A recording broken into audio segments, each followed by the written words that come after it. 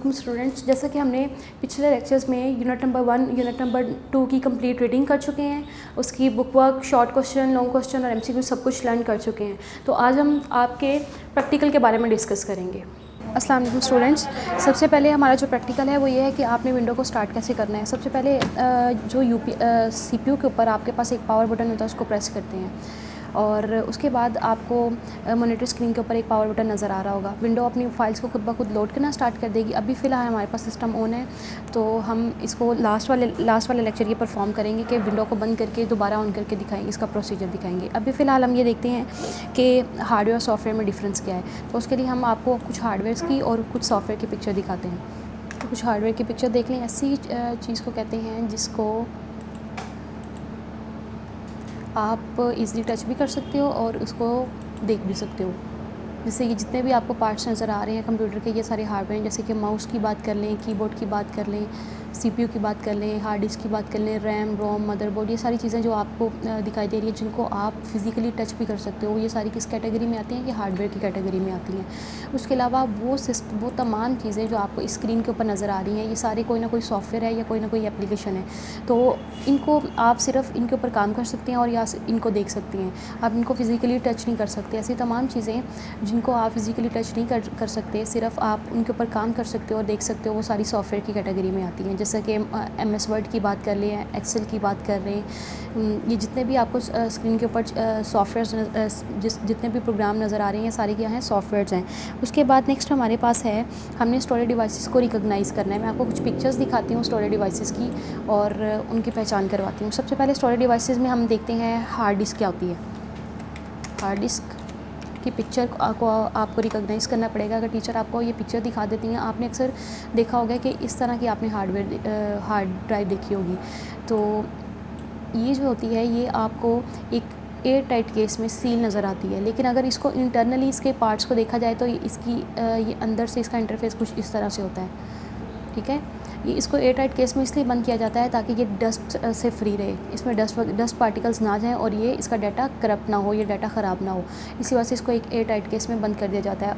Internally ये इस तरह की दिखती है, इस तरह की इसकी पिक्चर नज़र आ रही होती है। ये है हार्ड डिस्क जो CPU के अंदर होती है और ये डाटा को परमानेंट स्टोर करती है। और इसके अलावा जो स्टोरेज डिवाइसेस में हमारे पास आते हैं, वो आते हैं CD एंड DVD। इसकी पिक्चर को आपको रिकॉग्नाइज़ करना पड़ेगा। ये हमारे पास CD और DVD की पिक्चर है। देखने में दोनों इनकी पिक्चर सेम होती है, लेकिन जो DVD होती है उसकी capacity as compare to CD ज़्यादा होती है। और जितनी 6 हमारे पास CDs डाटा स्टोर करती हैं, उतनी अकेली एक DVD डाटा स्टोर करती है। लाइक शक्ल इनकी सेम है, लेकिन इनकी स्टोरेज कैपेसिटी एक दूसरे से चेंज है। DVD डाटा ज़्यादा स्टोर करती है एज़ कम्पेयर टू CD।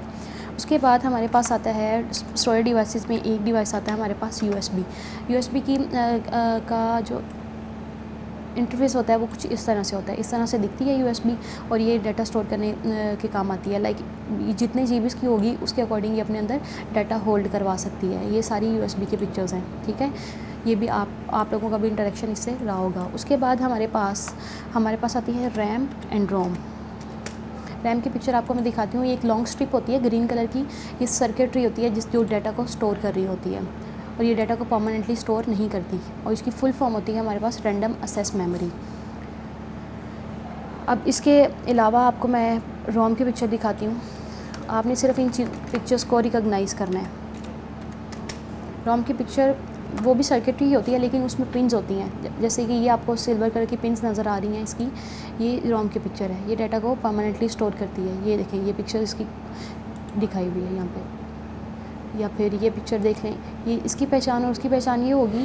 फ़र्क इनमें ये होगा, जो रैम है होती है मदरबोर्ड के ऊपर, ये जो रैम है वो एक लॉन्ग सर्किटरी होती है जो ग्रीन कलर में होती है, एक लॉन्ग चिप होती है। और ये जो है ये पिन्स की फॉर्म में होती है।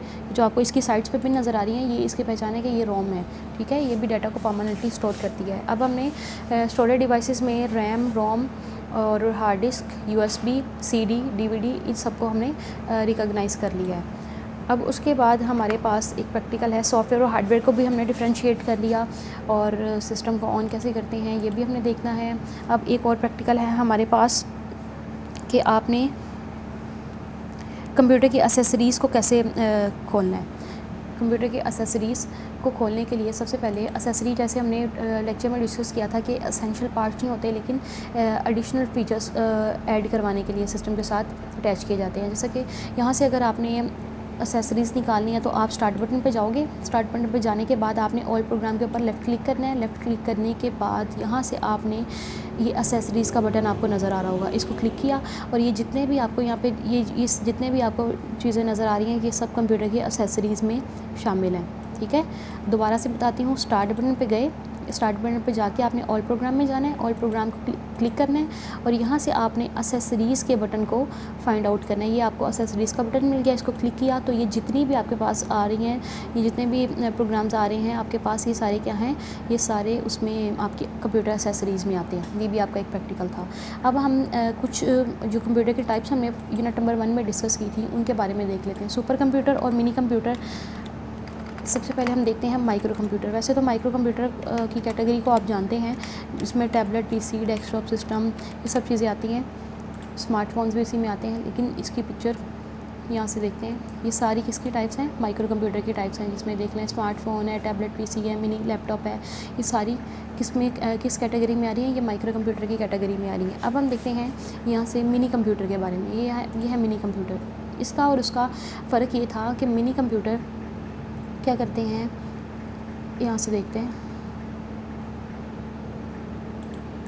इनकी storage capacity as compare to micro computer ज़्यादा होती है और ये आते उसी कैटेगरी में। ठीक है, ये मिनी कंप्यूटर में भी देख लें, desktop, laptop, notebook, hybrid, tablet, smartphone, ये सारे ही वही उसी माइक्रो की टाइप्स आ रही हैं, लेकिन इनकी storage capacity as compare to micro computer क्या होती है, थोड़ी ज़्यादा होती है। और इसके अलावा हम देखते हैं अब मेन फ्रेम कंप्यूटर। अब ये लार्जर मशीनरी होती है जो सेंट्रलाइज्ड डाटा के लिए यूज़ होती है। यह है मेन फ्रेम कंप्यूटर। ये देखें, बहुत बड़े बड़े रूम्स में और बहुत कॉम्प्लिकेटेड सर्किटरी है इसकी। ये आपको पिक्चर्स नज़र आ रही होंगी। ये किसकी पिक्चर्स हैं, ये मेन फ्रेम कंप्यूटर की पिक्चर्स हैं। और इसके अलावा ये बहुत लार्जर मशीनरी है इसकी। और ये सारा किसमें है, ये मेन फ्रेम कंप्यूटर की पिक्चर्स हैं।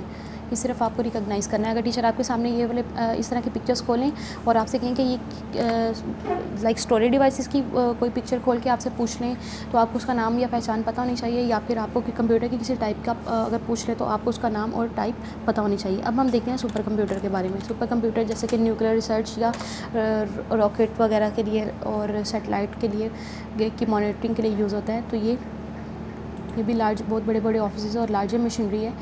ये देखें, मोर देन 1 पर्सन इसके ऊपर काम कर रहे होते हैं, लेकिन सुपर कंप्यूटर एक ही टाइम पर सिंगल टास्क परफॉर्म कर रहे होते हैं और वो हैवी टास्क होता है, हैवी पर्पस के लिए इसको यूज़ किया जाता है। ये सारी पिक्चर्स किसकी हैं, ये सारी पिक्चर्स सुपर कंप्यूटर की हैं। तो ये चारों टाइप्स होगी कंप्यूटर्स की।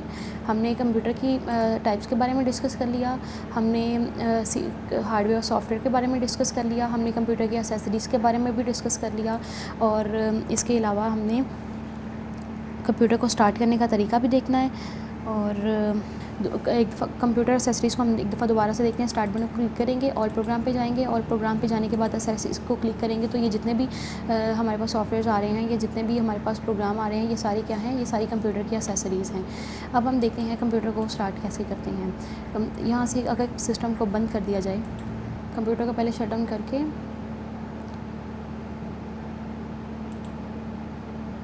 उसको दोबारा स्टार्ट करना है। सीपीयू के ऊपर जो आपको पावर बटन नज़र आ रहा होगा, आपने सीपीयू का पावर बटन दबाना है। उसके बाद आपने मॉनिटर स्क्रीन का पावर बटन प्रेस करके उसके बाद ऑटोमेटिकली विंडो अपनी फाइल्स को खुद ब खुद लोड करना स्टार्ट कर देगी। और अगर आपने पासवर्ड रखा होगा तो पासवर्ड आपसे मांगने के बाद वेलकम स्क्रीन अपीयर होगी और डायरेक्ट उसके बाद विद इन सेकेंड आपके पास डेस्कटॉप स्क्रीन अपीयर हो जाएगी। और इन केस अगर आपने पासवर्ड नहीं रखा तो वेलकम स्क्रीन से डायरेक्ट क्या होगा, वो आपको डेस्कटॉप स्क्रीन अपीयर करवा देगा। आपका काम सिर्फ बटन्स को प्रेस करना है, बाकी सारा काम विंडो खुद ब खुद अपनी फाइल्स को लोड करेगी। यहाँ पे देखें, मैंने सीपीयू के ऊपर पावर बटन को प्रेस करने के बाद हमारे पास विंडो अपनी फाइल्स को खुद ब खुद लोड करना स्टार्ट कर रही है।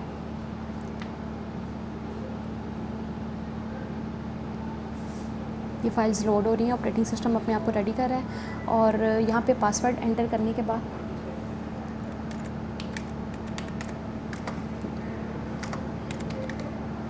अगर आपने पासवर्ड नहीं रखा होगा तो वो डायरेक्ट आपको वेलकम स्क्रीन से हट के वो डायरेक्ट आपको डेस्कटॉप स्क्रीन के ऊपर ले जाएगी। जैसे यहाँ पे हमने पासवर्ड लगाया हुआ था, पासवर्ड के बाद उसने वेलकम स्क्रीन को अपीयर करवाया और उसके बाद ये डायरेक्ट आपके पास डेस्कटॉप स्क्रीन अपीयर होगी। तो ये तरीका है विंडोज़ को ऑन करने का। तो आप सब अपने घर बैठ के इसकी प्रैक्टिस करनी है इन सारे प्रैक्टिकल्स की, और जितने भी स्टोरेज डिवाइसेस हैं, हार्डवेयर, सॉफ्टवेयर और जितने भी कंप्यूटर के टाइप्स हैं, उन सबको रिकॉग्नाइज़ करना है। Thank you. अल्लाह हाफ़िज़।